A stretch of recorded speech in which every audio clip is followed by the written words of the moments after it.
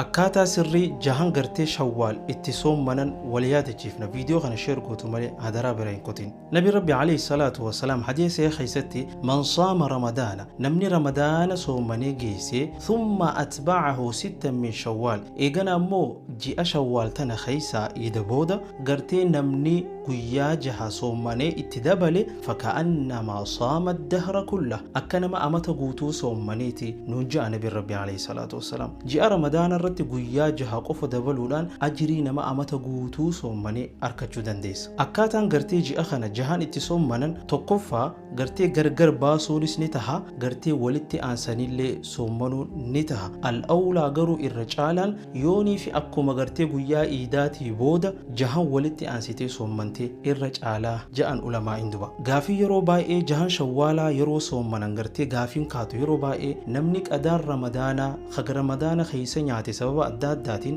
gartee kafaluun irra jiru qadaan ramadaanaa yoonii fi jahan shawwaal kana soommane ni taha li'annahu qadaan waajiba kun immoo sunnaadha gartee osoo waajibninuu lafa taa'uu sunnaa hin dalaganii ja'an ulamaa'in garii haa ta'u immoo gartee ulamaa'in warra usuuliyyoota maal ja'ani namni gartee cibaadaa takka alladhii waqtuhu mudayyaq yuqaddamu ala alladhii waqtuhu muwassac kagartee yeroo banaa yeroo hedduu yeroo bal'oo qabu kagartee yeroo gabaabaa qabu kanaatu durfama cibaadaa keessatti akka gartee ulamaa'in warra usuuliyyoota ja'an kanaatu irrallee caalaan atiin gartee qadaan ramadaanaa sirra jiru jahan shawwaal kana soommantee gartee ajrii tana dhaqqabattee li'annahu ji'ni shawwaal baatii takka qofa nama baatii tana keessatti gartee guyyaa jahan soommanetu ajrii amataa arkataa jechuudha. Kun yeroon isaa gabaabaa waan ta'eef qadaan ramadaanaa immoo hanqa ramadaanaa kaanitti kafaluu waan dandeessuuf hadiisa yaa gartee Aisha irraa dhufe akkana jetti ummaan teenya ummul mu'miniin Aisha radiyallahu anha soommana gartee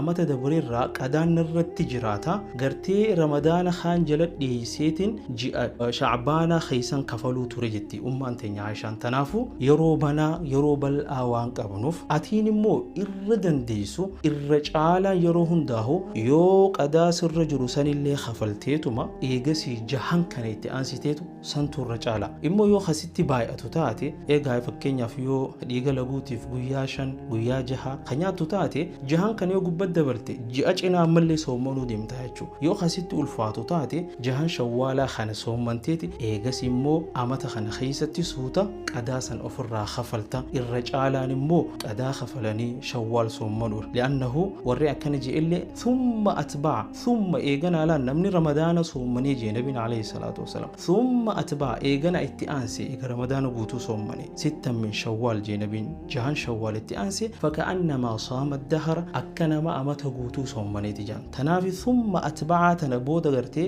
ulamaa'in maal jaan osoo qadaan irra jiru gartee namni tokko odoo soommanuu baate qaduma kana dursee eegasii soommanee jaan. Ulamaa'in warra usuliyyoota immoo irra caalaan yeroo hundaahu cibaadaa ka yeroo banaa qabu kana booda kaayataniiti yeroon tun gabaabduu guyyootii 30 kana keessa jahan soommanuu waan barbaachisuuf jahan kana soommananii ja'anii irra caalaanis kana na fakkaata. Rabbiin gartee warra jahan shawwaalaa kana itti aansee ajrii amata guutuu arkate rabbiin anaaf isinillee nu haa taasisu. Viidiyoo kana sheer walii godhaa. Wassalaamu alaikum warahmatullaahi wabarakaatu.